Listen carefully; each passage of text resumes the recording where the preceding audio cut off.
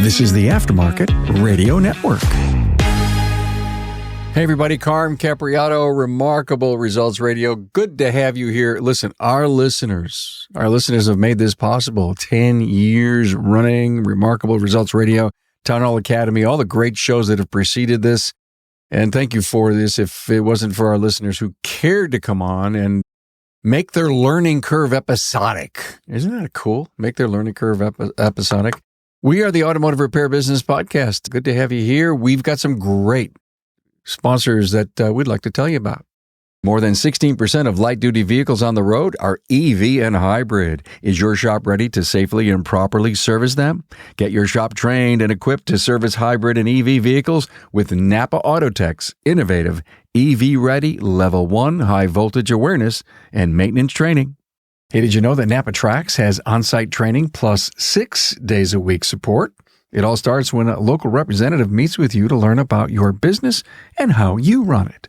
After all, it's your shop, so it's your choice. Let us prove to you that Trax is the single best shop management system in the business. Find NAPA Trax on the web at napatracs.com. I'm with Chris Machado from Circle M, Bakersfield, California. Hey, Chris. Carm, how are you today? You don't want to know. I am so good. We have the sun shining here in Buffalo. It's like 61 degrees. It just gives us a perk that summer's on the way. Oh, I tell you what, 61 degrees, sun is shining. That's a beautiful day for anybody around the States. That's awesome. You're darn right it is. So how's it going in Bakersfield? You know, it's really going pretty well, man. There's a lot of exciting stuff on the ground. You know, the weather here in Bakersfield on just the common level is your typical. We're a little bit cooler than normal. But man, Bakersfield's great. What a great community to live in. So central. You know, it's just a thriving town for most industries. Is your business really good at this time of the year? You know, Carm, this is an odd time of the year. Obviously, we've got some, you get your tax returns about this time of the year. We're still paying back on our credit cards at this time of the year. Your common barriers are still here in Bakersfield, of course, but it's rather slow, if you would. We don't have our big months, through the spring. So you're pretty steady. Chris is here to talk to us about education. I'm on the big kick of this big language shift in the industry, and I'm dead set against the word training, because training is what we do if we're in sports, and that's a repetitive thing over and over again. And I believe that education, the continuing education that we need to bring to our people, keeps getting them into the newest and the latest trends that are going on. Even if you think of what diagnostics is, it's difficult to train for diagnostics, but it's important to educate on all the tools that we have and then use our network. So we want to talk about a lot of things in the education field that Chris happens to be passionate about.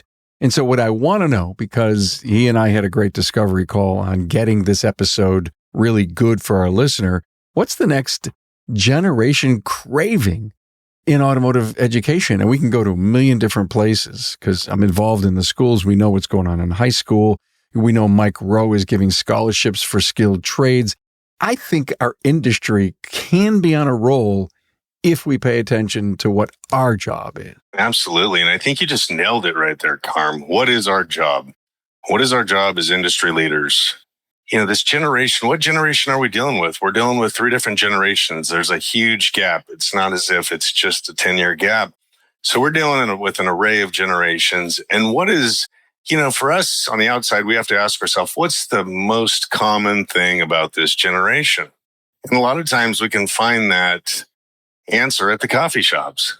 So we make these complaints and we start these conversations of it's a complaint-based conversation. And a lot of times it's these kids, maybe they don't have these soft skills that they need to communicate with us. These kids aren't learning as fast in the classrooms that we provide them. So we've constantly got this one finger pointed out at the next generation. This generation, we're supposed to be harboring these children, these young adults. And, I think there's just so much out there that we as leaders need to be paying attention to. When I go back to when I grew up, we were car lovers. I love to talk about my first car to people. And damn it, I wished I still had it because I'd be wealthy. Okay.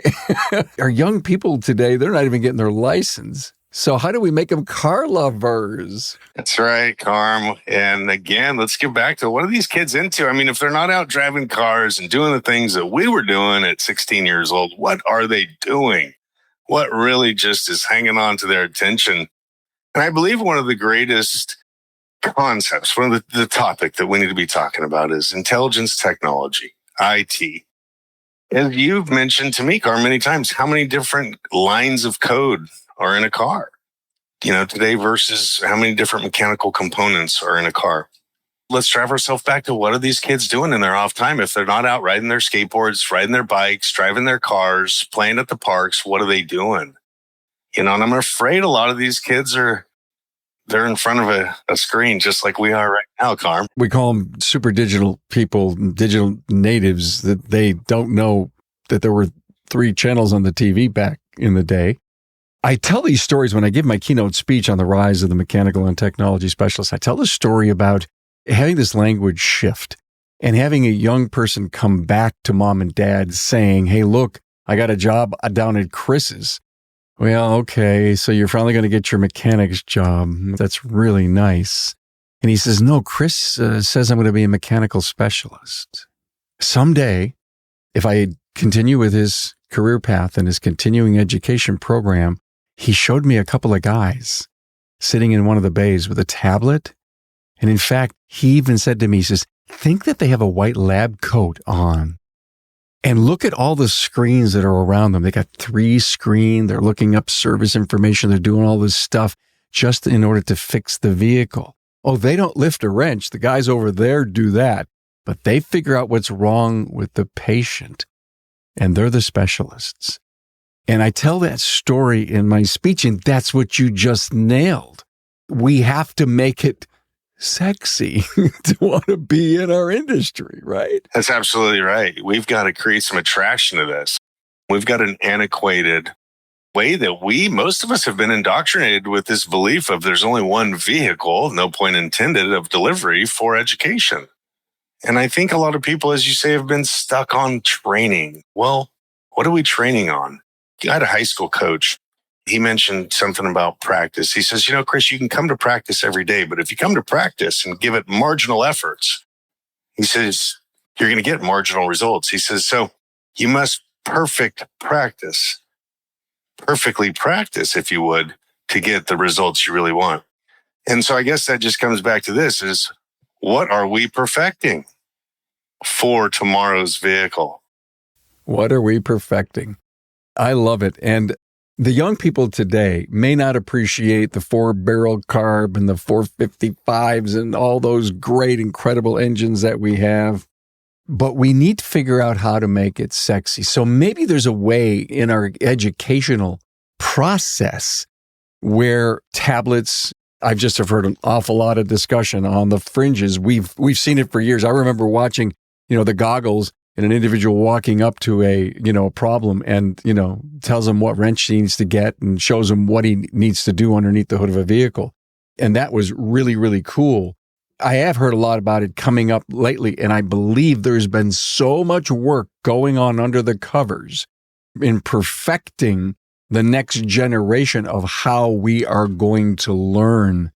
And I think as an industry, we need to jump in it, get on it, embrace it, bring it in-house, and then open our arms to our younger generation and says, have I got a really neat new flavor of ice cream for you? It's absolutely right. It couldn't even, you can't express it any better. Carm, we leaders need to be on the ground level. We need to be speaking with this next generation. How do we get in front of these kids? Every community has some kind of program out there that, if you would, becomes a pool of the audience or the audience. So we need to volunteer our time. We need to expose these kids to these ideas that we talk about on these shows. We need to then fill the buy-in, right? We need to fill who's interested. I firmly believe, as you say, I firmly believe there is a sexiness to all this, Carm. What comfort is sexy, right? And so these kids are comfortable with technology today. We know that they're comfortable with technology. I think we need to keep that in mind. As you say, the tablets, we need to keep in mind the future again. What are we going to be specializing in, Carm? Are we going to be specializing in the mechanical side of things? Or are we going to become technical specialists and start to focus in that area? Chris, I love both. I know that the technologists that are out there, people that I know really well, they are diag superheroes.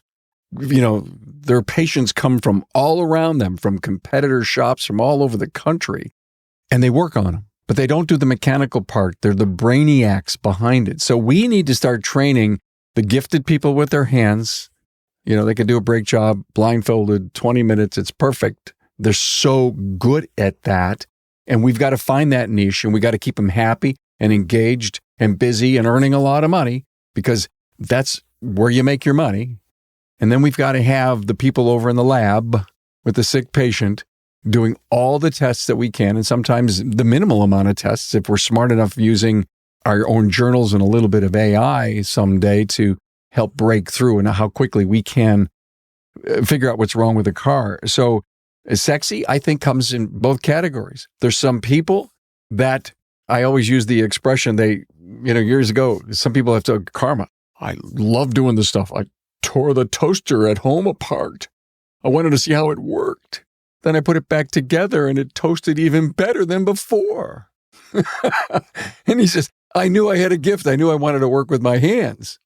And it wasn't like they don't need their mind. You need your mind.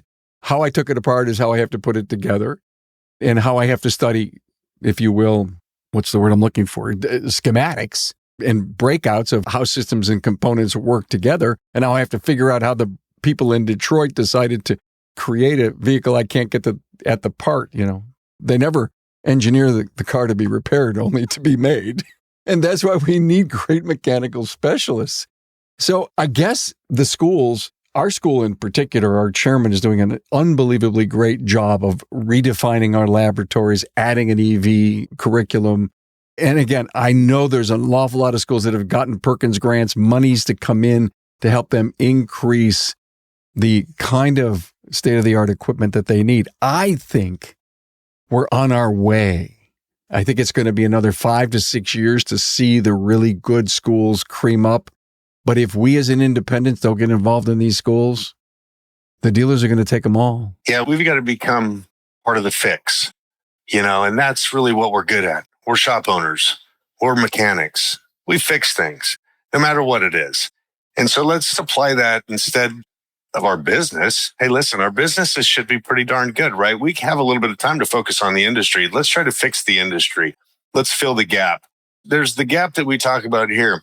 Going from the classroom learning into the bay, there is some fear. This next generation, they don't have that gap filled from the class to the bay. How are we going to fill that gap? And really, that's the question that the industry needs to answer for us is, what do we have at our fingertips, Carm? And how do we fill that gap? You said to me, we got to go from transmissions to coding EVs. Yeah, I mean, the reality. And I think if we talk to our young people about that, listen, transmissions put this thing forward, and there's these people that are in these remanufacturing shops. Yeah, we can get a lift, take it on and off. But man, wouldn't you love to be computer programming? Is it anything like gaming? Well, yeah. You got to be good and logical, and you have to have a mind that thinks ahead a little bit, right? We may be able to get the kids that are in the basements, in their beautiful gaming chair with all the pretty blue lights and all that stuff into our bays. Hey, Carm, I love your idea with the white coats and the big bright lights and the white walls and tablets and stuff. Yeah, isn't that cool? I love it. I've always imagined the futuristic bay almost looking, as you say, like a surgical room, or if not, kind of like a dentist office that's got the arms that are, articulating and spring loaded to where you pull your tablet over to you and you just right there, you type on it. And there's a camera that follows you to where it just kind of watches everything you're doing. Man, there's so much that's out there. All right, let's challenge the audience. I know within the sound of my voice, there's somebody out there that has These beautiful, gorgeous floors, white walls, bright LEDs, 3-terminal workstations, tablets, Wi-Fi, RJ45 high-speed connections, and white lab coats. Please send me a picture or Chris a picture of this. Carm at remarkableresults.biz. I want one. The great thing about this whole idea, Carm, and really you're such an innovator and a pioneer to reshaping even the names of this position we're referring to and really the value that this position brings. This is opening so many doors for this industry. And that's what I want to do as a part of the industry is really keep my mind open to what is available out there. Keep my mind open to what this next generation wants. And I think we can truly reshape it.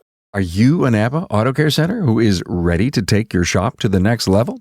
Then the premier tier NAPA Auto Care Gold Certified program is exactly what you need. Gold Certified Auto Care Centers provide customers with a consistent experience no matter where they are in the U.S. Now, this means they are more likely to return and support your shop or find your Gold Certified Auto Care Center while on the road. Gold Certified members can maximize technology, increase their local marketing opportunities, and have a fully trained team that keeps up with the latest trends. Simply put, the Gold Certified NAPA Auto Care program powered by your local brand will set you apart. A true partnership is a two-way street. Shops must meet specific criteria to be eligible for the many benefits of Gold. Now, NAPA Auto Care rewards its most committed partners, their Gold Certified members, with free premium shop referrals on the NAPA online locator, annual marketing dollars, and enhanced warranty, training opportunities, program rebates, and so much more. Are you ready to get started? Contact your local NAPA sales representative to discuss your eligibility and apply today. More than 16% of light-duty vehicles on the road are EV and hybrid. Is your shop ready to safely and properly service them? Get your shop trained and equipped to service hybrid and EV vehicles with NAPA Autotech's innovative EV-ready Level 1 high-voltage awareness and maintenance training. Hey, take your Auto Care Center to the next level, the gold level, with the NAPA Auto Care Gold Certified program. This program is for the best of the best who can provide a consistent consumer experience and earn the trust of returning and new customers. Talk to your NAPA sales representative about how you can become a Gold Certified shop. Let's face it, your shop management system is the single most important tool in your shop, period. NAPA Trax was built from the ground up to make your business more profitable and efficient. We provide an extensive set of tools to increase and track profitability in real time. NAPA Trax offers the industry's best post-sale support, hands down, and we train your people on site. Yep, on site. And we offer remote refresher training 10 times a week, and customer support is open 6 days a week. Give us a call, visit the website, or join our Facebook community today to learn more. We'll prove to you that Trax is the single best shop management system in the business. NAPA Trax is always customized and tailored for you, whether you're a one-man shop or a large multi-bay or multi-location company. After all, it's your shop, so it's your choice. Visit us on the web at NAPATRAX, that's NAPATRACS.com. Okay, how much do we spend on automotive education? I mean, you got a percent that you're spending, as a percent of your sales? Carm, I feel like I spend a little more, and that's maybe just a personal problem that I have. But, as far as what we spend company-wide, we're looking close to about 1% of the total revenue of the tire and automotive shop. This sounds low to me. I mean, I know you're a multi-million-dollar operation. I get that, okay? I don't know the real number. We should really call David Justice from RSOT and ask him what a KPI of training would be. I mean, if they're spending 5 to 8, maybe 10% on marketing, I would imagine, you got to get the people in there, but we still have to educate our people. I'm figuring, you got $1 million business, 2% of that is what, $20,000. And like I say, I'm a 1 or 2% on the tire and automotive shop. The platforms that they have today in the training, we train every day, Carm. My employees are on a daily training. They have additional coaches. They have weekly coaches every Tuesday morning at 7 a.m. They've got a coach that gets on a call with them.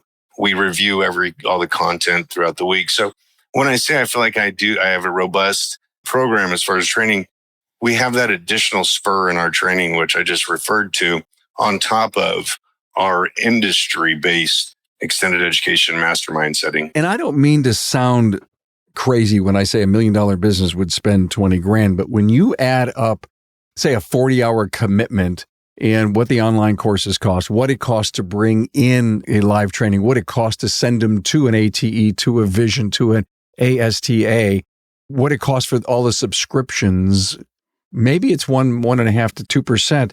The point is, there needs to be an educational fund in the business if we're going to be able to meet every challenge that comes out today, because the brainiacs in all of the car companies are working on technology 5 years out. And if we ever got inside their minds or walked through their labs, we would probably sit there going gaga, looking at what's to come that we have to prepare for ourselves. So I still believe that if we let our people just float, no motor on the boat, we go wherever we are, we expect them to learn OJT on the job, we're going to hurt ourselves. And that entire commitment, comebacks, vehicle delivered on time, and you're not using the parts cannon to figure it out. Yeah, I'll tell you what, if it's much easier for me to put a dollar value on that, Carm, I firmly believe you should be spending anywhere from $3,000 to $6,000, $5,000, $3,000 to $5,000 a month on training. There's no question about it. I don't care what your annual revenue is. All right. Thanks for that. It doesn't matter what revenue. Wow. Okay, cool. So where are we going with the future of training? I mean, are we going to be doing classroom a lot? Put your long range think on for me here. What's it going to look like? I think it's going to be broken up into like a 3 to 4 phase day. Instead of going into the classroom, just going straight into the bay. That's kind of a 2-dimensional concept. We're looking at more of a 4-dimensional concept, I think, in the future, Carm. And I think we're going to be in the classroom, of course. I think at that point that filling that gap that I referred to, I believe that's going to be heavily involved with technologies and softwares of some sort to fill that gap. And kind of what we're going to do is we're going to reduce the nerves that most technicians are going to acquire from the classroom to the bay, and that's due to fear of failure. We're going to try to close that gap with technology. Then we're going to go into the bay, and we're going to get their hands dirty, of course, as they all want to do. That's the one thing that mechanics or anybody in this industry loves to do. Thereafter, I think we need to really focus on soft skills. And so how do we do that? We need to provide some kind of hub of, hey, listen, we've got reality shows out there all over the place, If we can just kind of conceive something along those lines, I think we'll be serving these kids everything they deserve for that next step in life. Soft skills is huge. I remember being in a meeting from our advisor group at college, and we invited a lot of shop owners and dealer people that have received students over the years and said, what else can we do to give you a better product, meaning student, graduate? And the first thing they said was soft skills.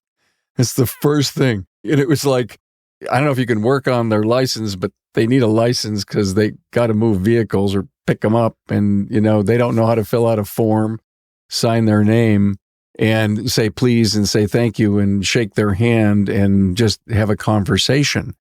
And so I would love to see, I don't know what kind of name we could call it, Chris. Let's come up with it right now. Let's figure it out. A soft skills class. What could we call it? Life skills, maybe. Not soft skills, but a sustaining life skills class that we can get a myriad of people to come in and teach. Oh, the greatest thing would be is all the independent shop owners in the marketplace each get 1 hour over the course of a semester. Say the semester, let's just guess 13 weeks. We have 13 different independent shop owners or someone that could come in and explain the process of diagnostics, the integration of working with a client, how we deal with the client's vehicle when we get in it, and then on and on about the person in the next bay and how we get along with people. And when we go to the bank to cash our checks, and I'm going crazy and off the wall, but there's so many things that we could do to take the wisdom of the ages that we have and share that with people.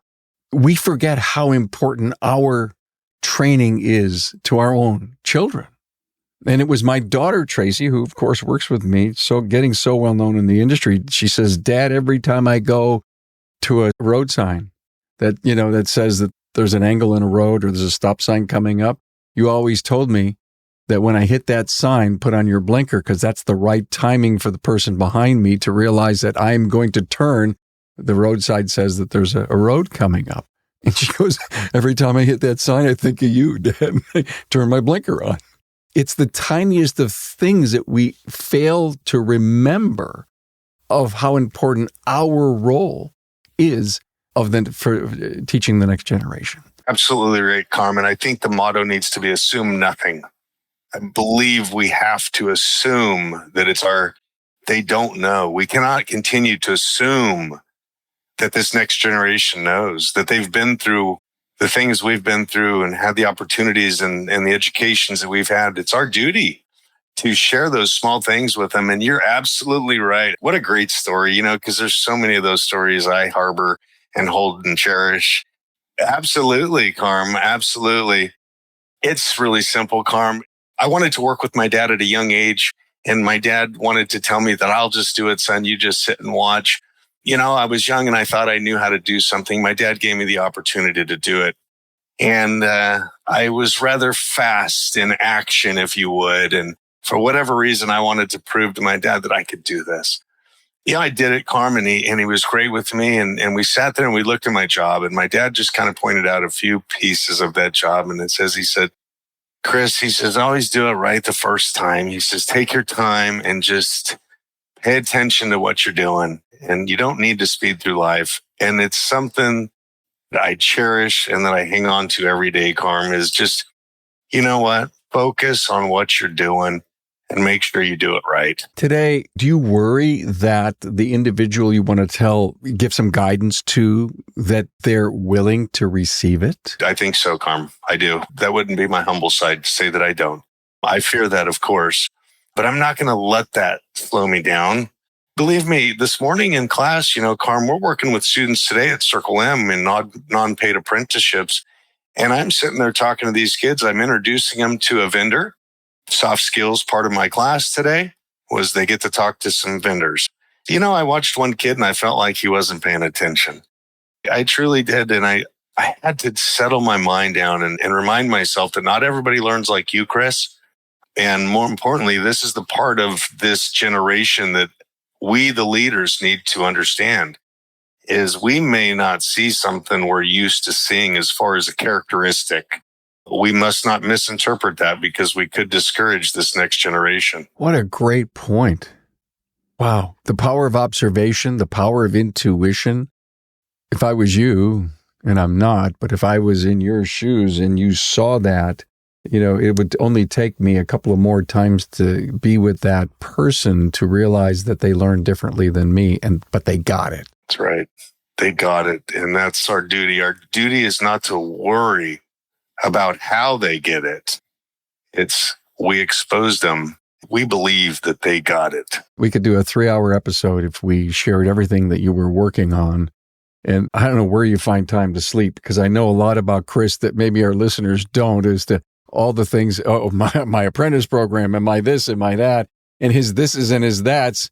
We don't have time in this episode to talk about that, but I want you to come back and talk about your thises and your that's. Is that a deal? It's an absolute deal, Carm. I look forward to it so much. I'm more excited than I've ever been for the future of this industry, and I'd love to share it with everyone. It's so interesting, this particular point in time in your life and what you're working on and what you're doing and where you see this industry going, and the fact that I've been out doing keynotes on the rise.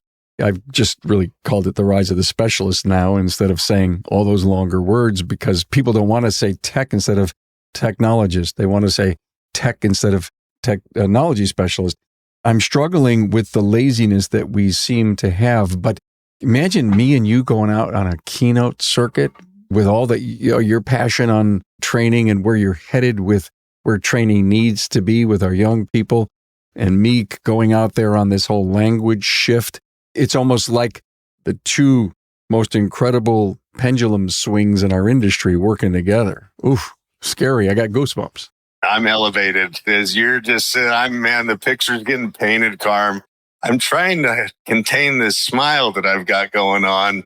Oh, wow. What a concept. Chris, this was great. We covered a lot of great stuff and a lot that we didn't. And I need you to come back and do this other portion that you're working on. It's not ready for primetime players yet, but yet Chris is cutting some rugs just like I am. And so glad to have you on the show, Chris Machado from Circle M Auto and Truck in Bakersfield, California, who's on the cutting edge of just about everything. Thank you so much, man. Thank you, Carm. You guys have a great day. Thanks for being on board to listen and learn from the premier automotive aftermarket podcast. Until next time.